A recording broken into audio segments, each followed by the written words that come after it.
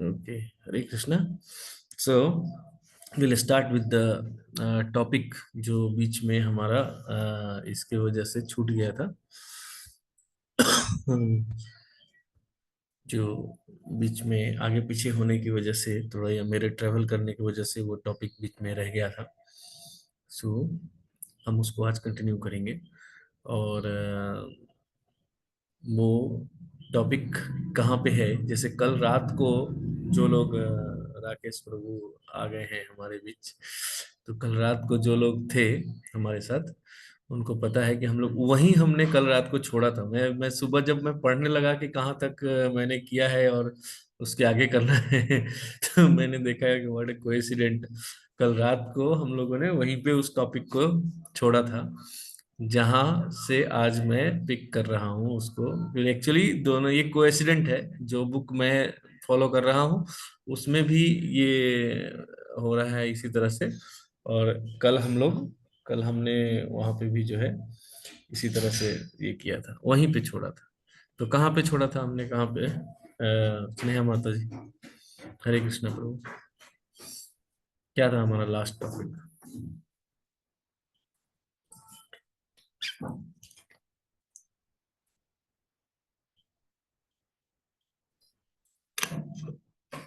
भगवत धाम। Last में हम भगवत धाम पे थे कि भगवत धाम, प्रभु ने भगवत धाम को डिस्क्राइब किया था। तो भगवत धाम, तो अभी जैसे हम लोग अक्सर ये बात करते रहते हैं कि भक्ति करके और भगवत धाम जाना है, सभी को जाना है ना, जाना है ना, कहीं और भी जाना है किसी को? कोई किसी को स्वर्ग या सत्यलोक, जनलोक, महरलोक, तपलोक, ऐसे लोगों की भी इच्छा है किसी की क्या? सबको भगवत धाम ही जाना है ना, कंफर्म कर रहा हूं मैं। यस प्रभु जी, यस यस। प्रभु। फ्लाइट टेकअप करने से पहले डेस्टिनेशन पता होना चाहिए ना कि कहाँ जा रहे हैं। तो भगवत धाम जाने की इच्छा रखते हैं, लेकिन कभी अगर किसी ने, आपने, आप लोगों ने कहा किसी को कि हाँ हम लोग भक्ति कर रहे हैं और क्यों कर रहे हैं, तो हम जन्म मृत्यु जरा व्याधि के इस चक्र से छूटना चाहते हैं और हम भगवान के धाम में जाना चाहते हैं। तो भगवान के धाम में जाना चाहते हैं, तो ये सवाल हो सकता है कि कहाँ लिखा है, भगवान ने कहाँ कहा, भगवान ने कि हाँ तुम आ जाओ मेरे यहाँ, और कैसे जाओगे, कैसे जाओगे आप, इस चीज का भी तो कंफर्मेशन होना चाहिए ना कि कैसे जाओगे। तो भगवान का जब अगर धाम की बात है कि भगवान का धाम में जाना है, तो पहले तो ये कि भगवान का धाम है और कहाँ है, ठीक है। और दूसरा बात ये कि भगवान के धाम में जाएंगे तो कैसे जाएंगे, क्या है, कैसे जाएंगे, ठीक है। तो आज इसको देखेंगे हम लोग कि भगवत गीता में भगवान ने कहाँ इस चीज का वर्णन किया है कि उनका धाम है और कैसा है, और कैसे वहां तक जाया जा सकता है, आध्यात्मिक लोक के बारे में आज हम देखेंगे। सो हमारे लिए कोई वॉलेंटियर करेंगे और श्लोक पढ़ेंगे एक एक दिन, मैं उसका मीनिंग फिर बताऊंगा एक एक करके, लेकिन पहले श्लोक पढ़ेंगे। So who is volunteering? मैं कोई पढ़ूं श्लोक? प्रभु। यस माता जी, डेफिनेटली। श्री भगवानुवाच ऊर्ध्वमूलमदः शाखम् अश्वत्थं प्राहुरव्ययम् छन्दांसि यस्य पर्णानि यस्तं वेद स वेदवित्।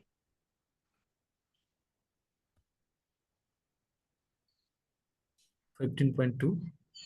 अधश्चोर्ध्वं प्रसुतास्तस्य शाखा गुणप्रवृद्धा विषयप्रवालाः अधश्च मूलान् यनुसन्ततानि कर्मानुबन्धीनि मनुष्यलोके। 3.4, 3 और 4।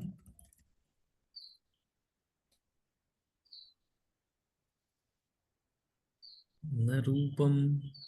नीचे नीचे प्रभु जी, थोड़ा नीचे के लिए। अच्छा, ये संस्कृत पढ़ना होता है। न रूप न रूपमस्हे तथोपलभ्यते नान्तो न चादे न च सम्प्रतिष्ठा अश्वत्थमेनं सुविरूढमूलम् असङ्गशस्त्रेण दृढेन चित्वा ततं पदं तत् परमार्गितव्यं यस्मिन् गता न निवर्तन्ति भूयः तमेव चाद्यं पुरुषं प्रपद्ये यतः प्रवृत्ति प्रसुता पुराणी। और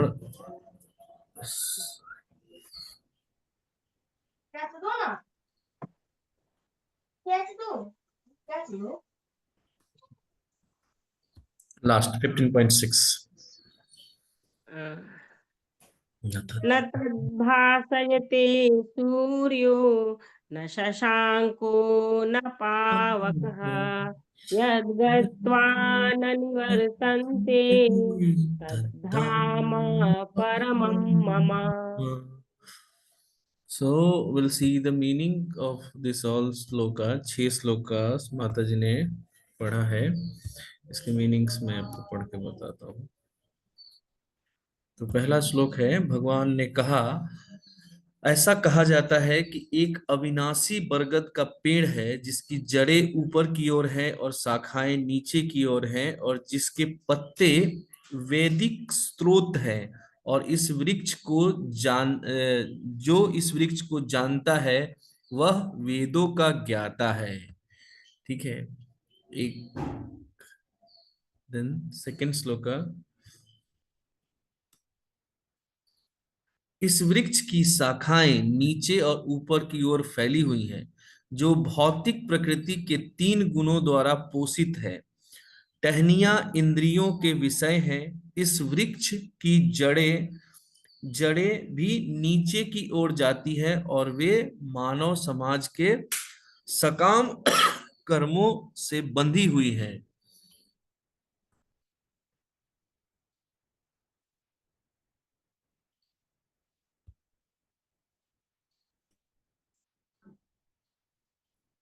इस संसार में इस वृक्ष का वास्तविक स्वरूप नहीं देखा जा सकता। कोई भी ये नहीं समझ सकता कि ये कहाँ समाप्त होता है, कहाँ से शुरू होता है, या इसकी नींव कहाँ है।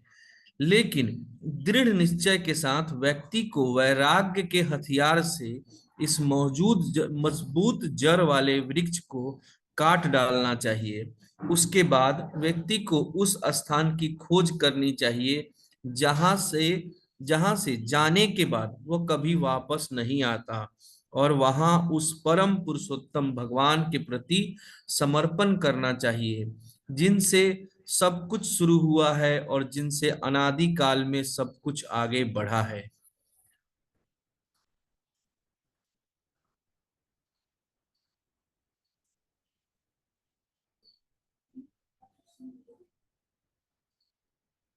वह मेरा परम धाम न तो सूर्य से प्रकाशित है और ना ही चंद्रमा से, न अग्नि से, न बिजली से।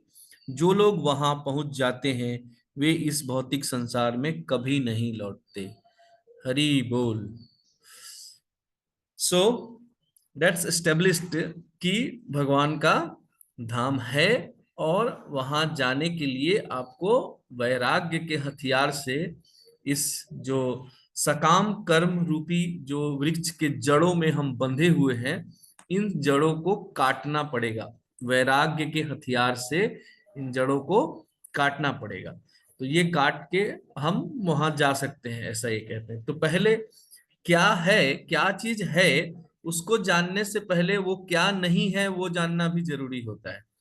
तो जैसे जैसे कि हमने देखा कि हम जान सकते हैं, कैसे जान सकते हैं, तो कैसे नहीं जान सकते इसके लिए भी भगवान ने कहा है कि आप भौतिक दृष्टिकोण से या भौतिक बुद्धि से इसको नहीं जान सकते।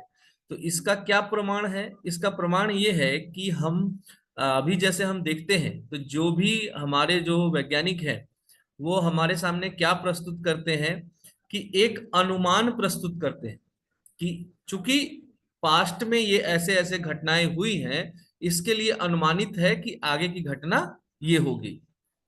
ठीक है। दैट इज नॉट एक्यूरेट, कुछ भी नहीं है उसमें, एक्यूरेट कुछ भी नहीं है। वो मौसम के अनुमान जैसा है कि हो सकता है कि बारिश होगी, लेकिन जरूरी नहीं है कि होगी। हो सकता है कि कम हो, और हो सकता है कि कई जब कभी कभी ठंड कम बताई जा रही हो और उससे ज्यादा होने लगती है। हो सकता है कि कभी कभी ज्यादा बताई जा रही हो और सूरज निकल जाता है। ऐसा आप लोगों ने देखा होगा कि मौसम के अनुमान में कई बार जब हम मौसम देखते हैं, तो कुछ दिन पहले तक मैं जो है एक रेन अलर्ट यूज करता था, जो कैलेंडर के इसमें मेरे को मतलब बारिश बता देता था, क्योंकि मेरा कंस्ट्रक्शन का काम से ये है, वास्ता है। तो rain alert will be sometime beneficial. पहले से हम प्लान बी बना लेते हैं कि अगर बारिश होने वाला है तो हम प्लान बी में क्या करेंगे।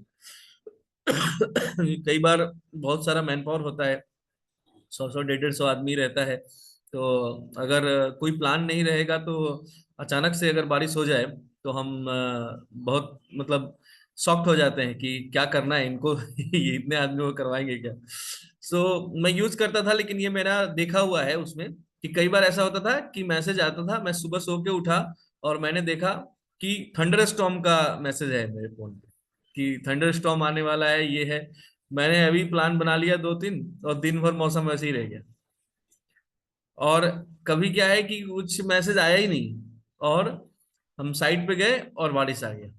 तो इस तरह से होता है। तो ये क्या है कि ये अनुमान है कि जैसे बादल इधर से चल रहा है और इतनी गति से आ रहा है, तो इतनी गति से आ रहा है तो इतने समय में यहाँ पहुंचेगा। ये अनुमान ही है कि जैसे जब मानसून चलता है तो केरल से चल रहा है और इतनी गति से बढ़ रहा है तो दिल्ली आने में इतना टाइम लगेगा, इसके हिसाब से। बट हो सकता है कि बीच में हवा विपरीत दिशा में चलने लग जाए, हो सकता है कि हवा का गति मध्यम हो जाए, तेज हो जाए, कुछ भी ऐसा हो जाता है। तो पहला बात कि ये सब थ्योरी है, इस पे कोई ये नहीं है। दूसरा चीज जो वैज्ञानिक हमें बताते हैं, वो हमें क्या बताते हैं, जो जो हो रहा है ना उसका ये देते हैं, प्रमाण देते हैं। जैसे थ्योरी ऑफ ग्रेविटी, जो मतलब गुरुत्वाकर्षण का नियम, जो नियम बताते हैं उसका, जैसे गुरुत्वाकर्षण का नियम है, या फिर जो न्यूटन ने जो दिया है मोशन का, कि हाँ हर चीज का क्रिया का विपरीत प्रतिक्रिया होता है। तो ये क्या है कि ये होता है, जो होता है ना उसको वो प्रूव कर रहे हैं कि एक्चुअली होता है। बट क्यों होता है इस बात को साबित करना अभी भी बाकी है। कि ग्रेविटी है, ठीक है, ओके, एक्सेप्टेड कि ग्रेविटी है, बट ग्रेविटी बना कैसे और ग्रेविटी नहीं कैसे रहेगा, और किसने बनाया, क्यों बनाया, क्यों बनाया, इन चीजों का जवाब अभी भी नहीं है। प्लस क्या है, हम जितना हमें दिख रहा है, हम ये सब लोग जानते हैं, सभी वैज्ञानिक ये बात मानते हैं कि जितना हमें दिख रहा है उतना ही यूनिवर्स नहीं है। यूनिवर्स इसके बियॉन्ड भी है, इसके अलावा भी है, पर हम जानते नहीं है कि है। तो अभी क्या है कि इस चीज पे मतलब आगे जाना जो है एक बहुत लंबा रास्ता है। एक ये बहुत बड़ा लंबा रास्ता है कि हम इस चीज को तय करें कि हम सब कुछ जान ले कि पूरा यूनिवर्स के बारे में, कि यूनिवर्स कैसे काम करता है और क्या मतलब ये जो गोले जो तैर रहे हैं, चंद्र सूर्य के नाम के गोले जो तैर रहे हैं, ये क्यों तैर रहे हैं और उतने ही डिग्री पे क्यों तैर रहे हैं। ये सारे सवाल जो है इनको अगर हम हल करने चले तो ये शायद हो सकता है कि हम अपने जीवन काल में न कर पाए इसको। लेकिन हम क्या कर सकते हैं, वो ये है कि हम ये कर सकते हैं कि हम यहाँ क्यों हैं, इस चीज के बारे में हम जान सकते हैं। और हमने लगभग यहाँ जितने लोग हैं वो लोग सब लोग लगभग इस क्वेश्चन का आंसर जानते हैं कि हम यहाँ क्यों हैं। तो हमें ये जानने पे फोकस करना चाहिए कि हम यहाँ क्यों हैं और हम यहाँ से कैसे निकल सकते हैं, यहाँ क्यों है। तो जब हम ये जानने की कोशिश करते हैं हम यहाँ क्यों हैं, तो हमें पता चलता है कि हम यहाँ पे एक्चुअली सजा भोग रहे हैं, सब जेल में है। और ये यहाँ पे जो भी हमको दिख रहा है ये सब जो है एक तरह से जेल है, और हम इस जेल में कैदी हैं, इस जेल में कैदी हैं। और 3 गुण रूपी जो रस्सियां हैं उनसे हम बंधे हुए हैं, और हम उन रस्सियों से बंध के यहाँ पे सजा भुगत रहे हैं। तो हमें जब ये पता चलता है तो भाई सवाल आता है उसके बाद में कि हम यहाँ से बचेंगे कैसे, यहाँ से बचेंगे कैसे। तो इसके जैसे इस श्लोक में भगवान ने कहा है कि आपको वैराग्य रूपी हथियार से इस जो ये मतलब सकाम कर्म रूपी जो जड़ से आप बंधे हुए हैं, इससे आपको इसको काटना है, इस जड़ को काट के और उस स्थान को ढूंढना है जहां परम भगवान है और उनकी शरणागति लेनी है। ठीक है। तो अभी क्या होता है कि ये आसान है ऐसा, इसके बाद कि क्या आसान है कि हाँ कहीं पे दुकान पे कोई कुल्हाड़ी मिलेगी और उसको ले करके हम काट करके और छूट जाएंगे और छूट करके हम चले जाएंगे भगवान के पास, क्या ऐसा संभव है? तो इसका जवाब है कि नहीं, ये इतना आसान नहीं है, ये इतना आसान नहीं है। तो इसके लिए क्या करना होगा? तो उसके लिए प्रभुपाद जी बताते हैं, मैं आप लोग को शेयर करता हूँ, जो इसके आगे के श्लोक में है ये एक्चुअली। तो बट मैं प्रभुपाद जी का जो ये है वो शेयर करता हूँ आप लोग को।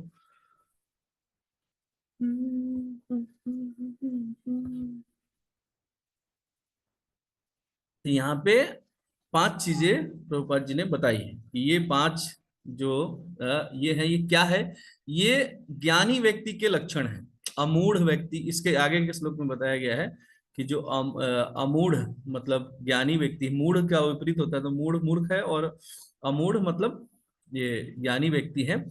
वो क्या करता है, वो कैसे मतलब इस चीज को डील करता है, वो इसमें बताया गया है। तो जैसे यहाँ पे क्या कह रहे हैं, मानव जीवन रूपी नाव की रचना की इस प्रकार की है कि इसे प्राथमिक गंतव्य की ओर अवश्य बढ़ना चाहिए। तो ये हमें पहले से मिला हुआ है कि हमको जाना है, मतलब गंतव्य तक जाने के लिए ये है। दुर्भाग्य से यह शरीर भौतिक चेतना की 5 श्रृंखलाओं में बंधा हुआ है। सॉरी,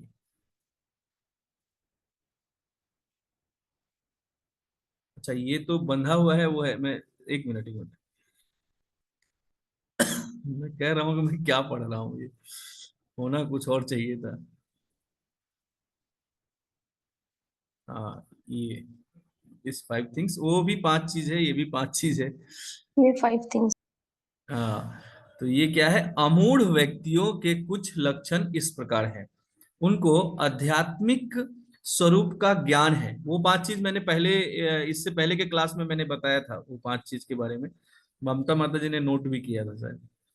उनको आध्यात्मिक स्वरूप का ज्ञान है। तो जैसे कि इस श्लोक में भगवान ने कहा कि आपको परम भगवान का आश्रय लेना चाहिए, प्रबद्धते, उनको ये करना चाहिए, अपने आप को समर्पण करना चाहिए। तो उनको पहले उसके लिए आपको ज्ञान होना चाहिए ना, कि ज्ञान होगा। तो उनको आध्यात्मिक स्वरूप का ज्ञान है, उनकी उस स्वरूप में निष्ठा जागृत हो चुकी है और वे भव रोग से मुक्त हो चुके हैं। तो ये किसका, ज्ञानी व्यक्ति का लक्षण है। ठीक है। मोह से मुक्त हैं एवं प्रकृति के गुणों के पड़े जा चुके हैं। वे अध्यात्म तत्व को समझने में पूर्ण संलग्न है और उन्हें अपने और अपने को इंद्रिय भोग से पूर्ण रूपेण अलग कर लिया है। ऐसे व्यक्ति ही भगवत धाम में प्रवेश कर सकते हैं। अमूढ़ और मूढ़, मूर्ख तथा अज्ञानी व्यक्ति में अंतर यही है। अमूढ़ लोग सुख दुख के द्वंद से मुक्त हैं। सुख दुख के द्वंद से मुक्त हैं कौन लोग? अमूढ़, ज्ञानी लोग। ठीक है। इसके बाद 15.6 का उदाहरण दे रहे हैं कि वहां पे भगवान ने ये कहा है। तो अभी नेक्स्ट क्वेश्चन क्या है कि जैसे जो हमने अभी पढ़ा, जो मैंने आपको पढ़ा, आप लोग को पढ़ के अभी भी सुनाया, तो अभी आप लोग में से कोई है जो इन इन सारी क्वालिटीज को क्वालिफाई करता है? बिल्कुल भी नहीं प्रभु जी। सो अगर देखिए हम अगर इस क्वालिटीज को क्वालिफाई कर रहे होते तो फिर हम यहाँ बैठ के चर्चा नहीं कर रहे होते, हम जाने की तैयारी कर रहे होते। गाड़ी आएगी गाड़ी आने वाली है, बस जाने की तैयारी कर रहे होते। लेकिन एक्चुअली सही है कि हम लोगों में से कोई भी इन क्वालिटीज को नहीं है, हम लोग में ये गुण नहीं है। तो अभी क्या है कि इस गुण, जो ये गुण बताए जा रहे हैं और जो ये बात बताई जा रही है, ये बहुत बड़ी है।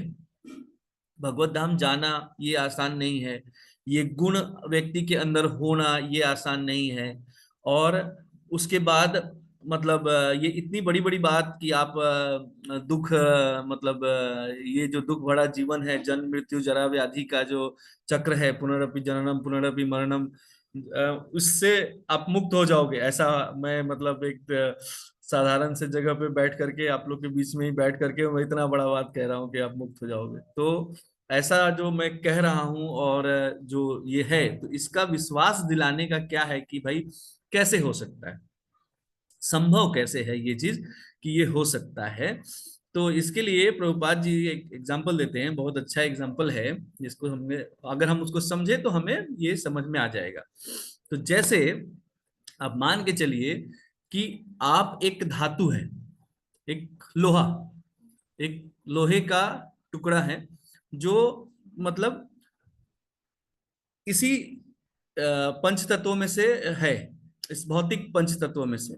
और अग्नि जो है वो आध्यात्मिक है, अग्नि हमेशा आध्यात्मिक है, इस जगत में भी अग्नि आध्यात्मिक ही है।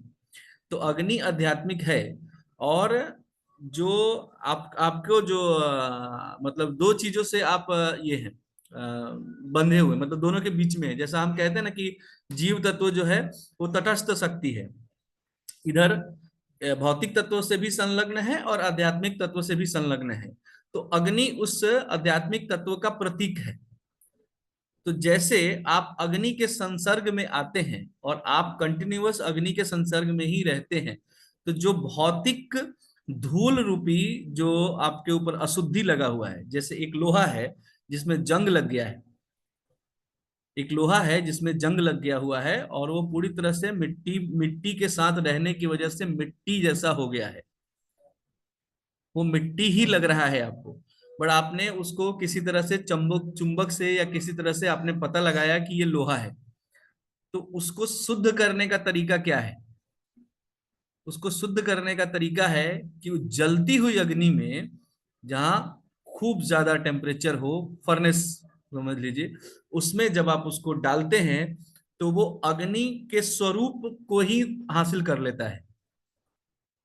आपको लोहा अग्नि जैसा ही हो जाएगा, वो अग्नि जैसा ही हो जाएगा, अग्नि के स्वरूप को अपने अंदर ले लेता है।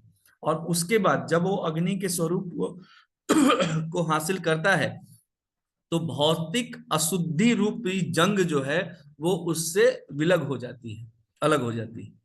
जो भी उसके ऊपर अशुद्धि लगा होगा मिट्टी में रहने की वजह से, वो सारा जल जाएगा। और वो जलने के बाद शुद्ध लोहा जो है, आप फिर से शुद्ध लोहा प्राप्त कर सकते हैं। और उस लोहे का जो भी आप ये बनाएंगे, जो भी उपकरण उससे बनाएंगे, जो भी हथियार उससे बनाएंगे, वो उसका बन सकता है। ये समझ में आया आप लोगों को मैं क्या कहना चाह रहा हूँ? थोड़ा सा ट्रिकी है, बट यस प्रभु। जैसे जैसे हम भौतिक कार्यों से विलग होते जाएंगे और आध्यात्मिक कार्यों में संलग्न होते जाएंगे, जितना हमारा आध्यात्मिक कार्यों में संलग्नता बढ़ेगा धीरे धीरे, वैसे वैसे हमारे अंदर जो अशुद्धि भौतिक इच्छा रूपी, कामना रूपी, और जो हमारा पहले से जो मतलब ये है क्या कहते हैं, स्मृति है, जो पुरानी स्मृति है, और ये सब के रूप में जितना जो मल और जितना जो गंदगी हमारे ऊपर इकट्ठा हो गया है, वो हटते जाएगा, क्योंकि हमारी संलग्नता आध्यात्मिक चीजों में बढ़ रही है, आध्यात्मिक रूपी अग्नि की तरफ हम बढ़ रहे हैं। तो जैसे जैसे हमारा अग्नि से संसर्ग बढ़ेगा, वैसे वैसे अशुद्धि अपने आप हमारे साथ से विलग होती जाएगी। तो ये ऐसा नहीं है कि आपको पहले अपने आप को झाड़ के साफ करके उस पर रेगमाल मार के चमका के फिर अग्नि में जाने की जरूरत है कि पहले पूरा साफ हो जाइए फिर अग्नि में जाइए। वो भी तरीका है, वो भी तरीका है। ऐसा नहीं है कि वो तरीका नहीं है और वो गलत तरीका है, बट वो ज्यादा लॉन्ग लास्टिंग। अगर आप एक लोहे को लेकर के और उसको घिस के पहले उसमें से जंग निकालिए, फिर सीआरसी मार के उसको पूरा चमकाइए, बफिंग करिए, फिर भी उसको अग्नि में आपको ले ही जाना पड़ेगा, फिर भी अग्नि में ले ही जाना पड़ेगा। तो भक्ति जो मार्ग है वो सीधे सीधे आपको अग्नि में ले जाती है। बहुत लोगों को देखेंगे कि आप जैसे भक्ति में आते हैं ना, वो बहुत बेचैन हो जाते हैं। अचानक से, मतलब ऐसा लगेगा कि उनको जलन होने लग रही है कि यार मैं क्या कर रहा था, ये क्या हो रहा था मेरे साथ, मैं मतलब मैं तो बहुत बहुत नीच हूँ। बहुत लोग ऐसा देखेंगे कि थोड़े दिन आके और थोड़े दिन तक सुनेंगे और उसके बाद में कहेंगे कि प्रभु पता नहीं मैं तो क्या कर रहा था, मैं तो एकदम मतलब ये हो गया था। तो क्या है कि जैसे वो अग्नि का संसर्ग जब आपको लगता है ना, जब संसर्ग लगता है तो ऊपरी परत जलती है। पहला जो छोटा छोटा जो ये है ना, वो जलता है। जैसे घास फूस अगर लगा हुआ है तो वो घास फूस जल जाएगा, और वो घास फूस जल के आपको लगता है कि मैं तो पवित्र हो गया। पर जंग की एक मोटी परत अभी है जो आपको दिख नहीं रही है। तो जैसे जैसे उस अग्नि का प्रभाव बढ़ेगा, उस अग्नि का प्रभाव बढ़ेगा और अग्नि आपके अंदर समाहित होगी, कि जितना मोटा जंग का परत है उतना ज्यादा टाइम लेगा अग्नि को अंदर जाने के लिए। उसके बाद जब अग्नि अंदर जाएगी तो वो फटेगा, जो ऊपर जो जंग रहता है ना वो ऐसा क्रैक्स होकर के और वो गिर जाएगा। और उसके बाद जो बचेगा वो शुद्ध विशुद्ध आत्मा तत्व होगा। और वो प्राप्त करना ही इस जीवन का लक्ष्य है। इस जीवन का लक्ष्य उसी तत्व को प्राप्त कर लेना है। और ये यही तरीका है जो हम कर रहे हैं, यही इसका तरीका है। भले टाइम लगे, किसको कितना लगेगा ये भी कहा नहीं जा सकता, क्योंकि सबका अपना अपना पास्ट हिस्ट्री है। सब हिस्ट्री है। बहुत लोग क्या है कि बड़े क्विकली पिक कर लेते हैं, बहुत जल्दी से आएंगे, 16 माला करने लगेंगे, एकदम धोती कुर्ता पहन लेंगे, एकदम एक हफ्ते बाद ही धोती कुर्ता पहन लेंगे। और कुछ लोगों को क्या है बहुत टाइम लगता है। तो इट्स डिपेंड कि आपने आपका पहले का कैसा क्या है। और दूसरा है कि आप पे कृपा कितनी है। क्योंकि ये जो मार्ग है, ये जो मार्ग है, ये जो है वो साधना से ज्यादा इस चीज पे डिपेंड करता है कि आपके ऊपर मतलब कृपा कितनी है, भगवान कितने दयालु है आपके प्रति, गुरु कितने दयालु है आपके प्रति। तो इन सब चीजों को लेकर के आपका समय निर्धारित होता है। पर रास्ता तो यही है, यही है, यही है। न परतरम उपाय। तो ये ये कहते हुए जो है आज का मैं एकदम पूर्ण टाइम पे एंड कर रहा हूँ। और जो ये एक चैप्टर अभी तक हुआ है, जो बुक हम लोग पढ़ रहे हैं ना, एक्चुअली इसका एक ही चैप्टर अभी तक हुआ है। So it's a long time, अभी टाइम लगेगा इसको ये होने में। तो that's all for the day. वांछा कल्पतरुभ्यश्च कृपा सिंधु एव च पतितानां पावनेभ्यो वैष्णवेभ्यो नमो नमः। आपको मेरे वचनों से अगर कुछ भी समझ में आया हो, कुछ भी अगर अच्छा लगा हो, तो इसका श्रेय पूरा पूरा हमारे गुरु परंपरा और शिला प्रभुपाद को जाता है। अगर किसी की भावनाओं को ठेस पहुंची हो तो उसका उत्तरदायी मैं हूं। इसके लिए मुझे क्षमा करेंगे। Hare Krishna. Science of self realisation, आत्म साक्षात्कार का विज्ञान, written by Abhay Charanaravind, Bhaktivedanta Shila Prabhupada. Yes Mamata माता जी प्लीज। हरे कृष्णा प्रभु जी। आपने जो अभी पढ़ा पढ़ा कि क्या करना चाहिए भगवत धाम जाने के लिए, तो हम्म। ये सब और ये जो पुराण में कथा कहानी आती है छोटा छोटा, कुछ तो एकदम थोड़े थोड़े से करके भगवत धाम चले गए हैं, तो वो क्या अपवाद है क्या प्रभु जी, क्या है? जैसे मैंने कहा माता जी कि अपवाद अपवाद नहीं है एक्चुअली। प्रभुपाद से किसी ने पूछा था, प्रभुपाद से किसी ने पूछा था कि गोइंग टू मतलब मैं हिंदी बोलता हूँ, भगवत धाम जाना अगर इतना मुश्किल है, भगवत धाम जाना इतना मुश्किल है, तो क्या ये संभव है कि मैं इसी जन्म में भगवत धाम चला जाऊं। तो प्रभुपाद ने कहा था is it possible for this life.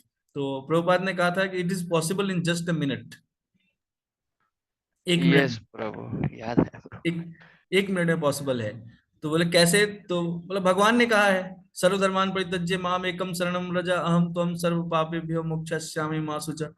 तो अभी ये डिपेंड ये है कि आप क्या एक मिनट में मतलब भगवान को पूर्णतः समर्पित हो सकते हैं क्या। अगर ऐसा हो जाए कि कोई 1 मिनट में उसके मन में सब कुछ ब्लैंक्स हो जाए कि ठीक है, अब मेरा कोई कुछ नहीं है, मैं बस बस भगवान है, और जो बोलेंगे वो है, जो वो कहेंगे वो है, ठीक है, तो ये संभव है।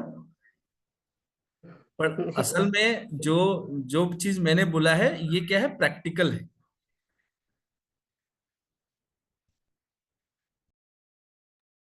ओके प्रभु जी।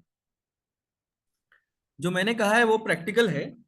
और जो बाकी जगह पे लिखा गया है उसमें कई बार ऐसा होता है माता जी कि जैसे जो कहानियां है ना, वो 2-3 तरह की कहानियां होती हैं। एक तो क्या है कि जैसे हम लोग सब जानते हैं कि किसी जीव का जो है वो एक जन्म में अगर पूरा नहीं होता है तो वो दूसरे जन्म में उसका ये होता है, मतलब कैरी फॉरवर्ड होता है भक्ति जो है। तो कई बार ऐसा होता है कि थोड़ा सा ही बचा हुआ था, यस और प्रभु। कहानी में जो है वो पूरा उस पर्टिकुलर कहानी में उस व्यक्ति का पूरा सब कुछ नहीं लिखा जा सकता था। जैसे गजेंद्र मोक्ष कथा, गजेंद्र मोक्ष कथा का आप एक पहलू ये है कि गजेंद्र ने एक कमल का फूल उठाया और भगवान को आवाज लगाया, भगवान को आवाज लगाया, भगवान को स्तुति की भगवान की, और भगवान इतने तेजी से आए कि वो गरुड़ गरुड़ को बोले कि तुम मेरे ऊपर बैठो, मैं तुम धीरे चल रहे हो, मैं मुझे और जल्दी जाना है कि नहीं। जी प्रभु। लेकिन इसका दूसरा पहलू ये है कि वो उससे पहले जन्म में ही बहुत बड़े भक्त थे वो, इससे पहले जन्म में वो बहुत बड़े भक्त थे, और आखिरी में गलती होने की वजह से, एक श्राप की वजह से वो गज बन गए थे। और इस जन्म में उनको इस उसको अपना इसको पूरा करने के लिए, अपना साइकिल को पूरा करने के लिए 10,000 वर्ष तक वो लड़ते रहे, 10,000 वर्ष तक लड़ते रहे। 10,000 वर्ष लग गए अपने आप को सरेंडर करने के लिए, पूर्णतः सरेंडर होने के लिए। तो कथा का 2 पार्ट है। एक पार्ट क्या है, एक क्षण में भगवान आ गए अपने भक्त के लिए, और सशरीर उसको ले गए, सशरीर उसको ले गए, मतलब ऐसा भी नहीं कि आत्मा को ले गए, सशरीर जैसे थे गजेंद्र, गजेंद्र को वैसे ही वैसे ले गए। लेकिन दूसरा बात है कि उन्होंने कई जन्म पहले से वो तपस्या कर रहे थे, परिश्रम कर रहे थे, उनको जन्म उस जन्म में भी मिल सकता था, पर एक गलती होने की वजह से उनको श्राप मिला, और श्राप की वजह से वो ये हो गए। इस जन्म में उन्होंने 10 साल उनको लग गए अपने आप को रेडी करने के लिए कि अब वो पूर्णतः भगवान के समर्पित है। यानी प्रभु ये मतलब ये समझ लीजिए कि एक तात्कालिक कारण हुआ, मतलब उनका पहले से सब इकट्ठा था, एक एक मतलब एक था थोड़ा सा जो तुरंत घटा घटना, उसके बाद वे चले गए, तात्कालिक हाँ, कारण। मैक्सिमम केसेस में ऐसा ही है। कुछ केसेस में ऐसा भी हो सकता है। देखिए, मैंने जैसे लास्ट में कंक्लूड किस चीज पे किया कि 2 चीज का इसके अलावा ये भी है कि आपके गुरु का कृपा होना चाहिए और भगवान का कृपा होना चाहिए। तो भगवान, देखिए, जो जिनके बारे में हम कहते हैं कि वो सर्वशक्तिमान है और वो मतलब सर्व कारण कारणम, तो उनको किसी का परमिशन का तो जरूरत है नहीं कि हाँ ये नियम मैंने बनाया है, नहीं मैं इसको ये नहीं होगा। हो सकता है कि किसी पे वो ज्यादा कितना कितना भाव है, वो भी तो डिपेंड करता है ना, कि भाव कितना प्रगाढ़ है, भाव कितना प्रगाढ़ है भगवान को ये करने के लिए। कई बार क्या होता है कि हमको लगता है, मुझे लगता है कि मैं खूब भक्ति करता हूँ, मुझे लगता है कि मैं खूब भक्ति करता हूँ, पर एक्चुअली में मैं करता हूँ नहीं करता हूँ, इस बात का मतलब मुझे या आप तो अंदाजा नहीं लगा सकते ना कि मैं कितना अच्छा भक्त हूँ। हो सकता है कि आपको दिख रहा हो बस कि मैं एक अच्छा भक्त हूँ, मैं एक अच्छे से ये कर रहा हूँ, पर असल में मैं कुछ अनर्थ हो रहा हो, मेरे से कुछ अपराध हो रहा हो। बहुत सारा सूक्ष्म सूक्ष्म चीज है जो इस इन चीजों को डिसाइड करता है। तो हमारा अभी यहाँ पे क्या ये है, हमारा टेक क्या है कि हमको मतलब एक सही दिशा में कोशिश करना है।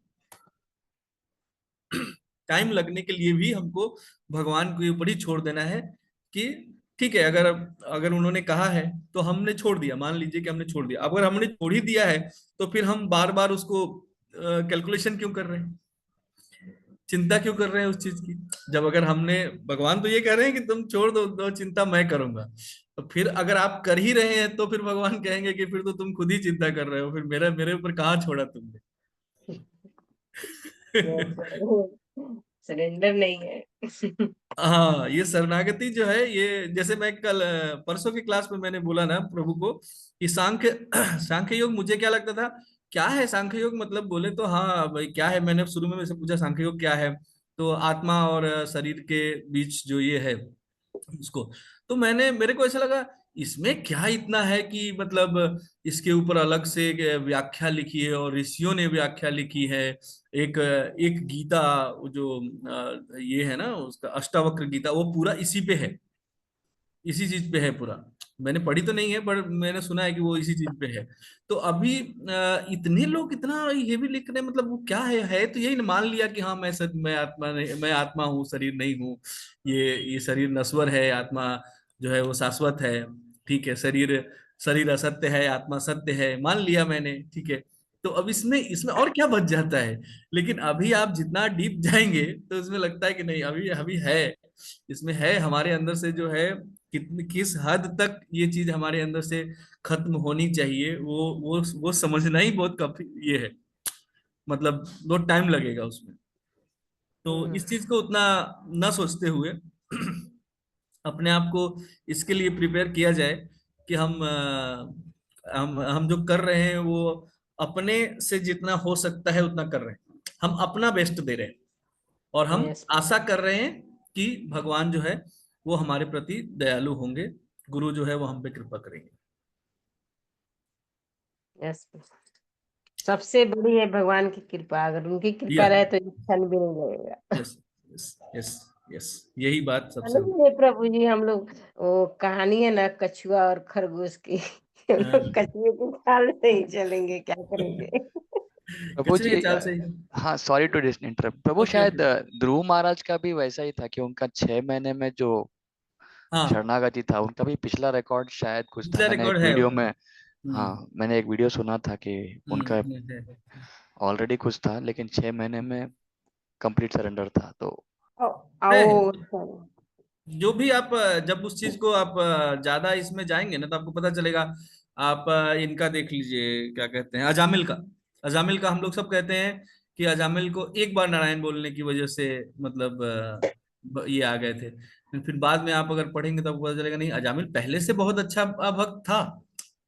ठीक है, वो उस समय सिर्फ वो वैश्या के संसर्ग में आने की वजह से वो इस तरह से हो गया। और खटवांग महाराज भी है ना, 48 मिनट में उन्होंने भगवत प्राप्ति की थी। है, कहने का मतलब क्या है, देखिए जैसे प्रभुपाद ने कहा है कि 1 मिनट आपको इनफ है, 1 मिनट।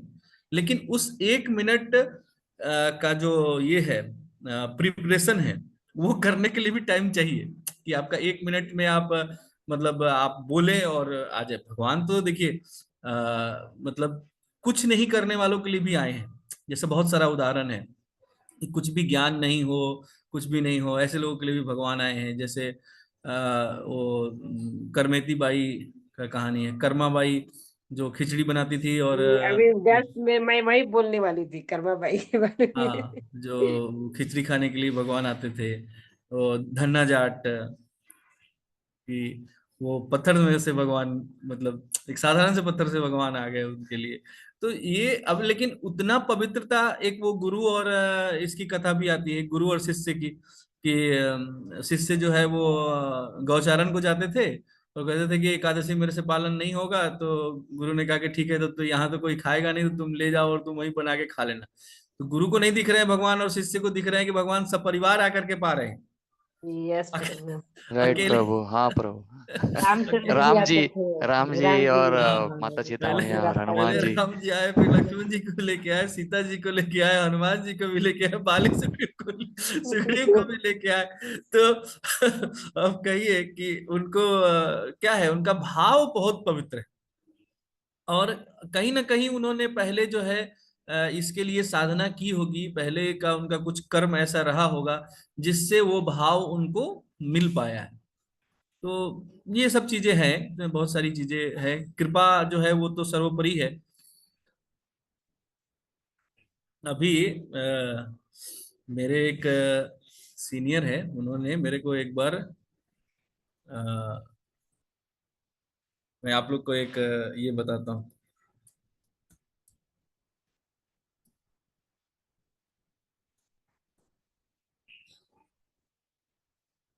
हाँ, मेरे को एक चीज बोला था उन्होंने पहले कि seva is the key of success, success in Krishna consciousness. Seva is the key of success in Krishna consciousness. मैं इस चीज को फॉलो करता हूँ अभी भी।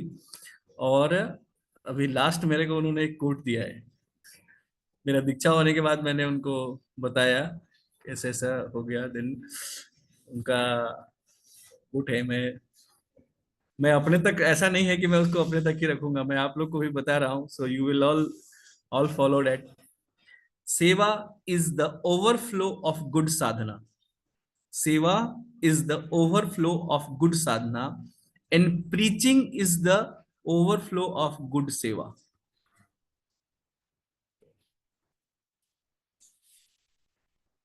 तो ये ऐसे चलता है। दोनों इंटर रिलेटेड है प्रभु, लेकिन दोनों का प्रभाव काफी ज्यादा है। हाँ। Okay, so already we have taken so much time.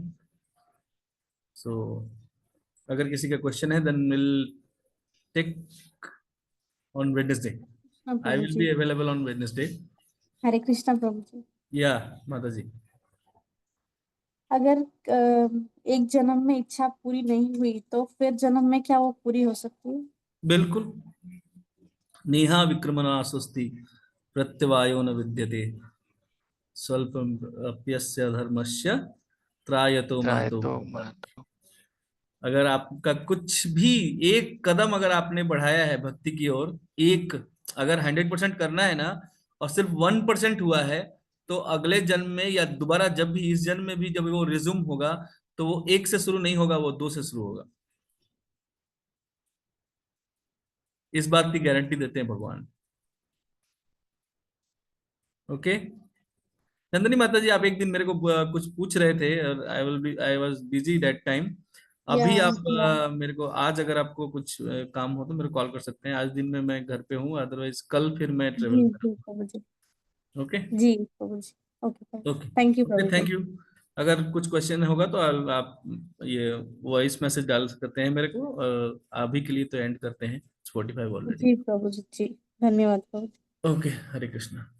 Okay माता ji, please and the session. वांछा कल्पतरुभ्यश्च कृपा सिंधुभ्यश्च च पतितानां पावनेभ्यो वैष्णवेभ्यो नमो नमः।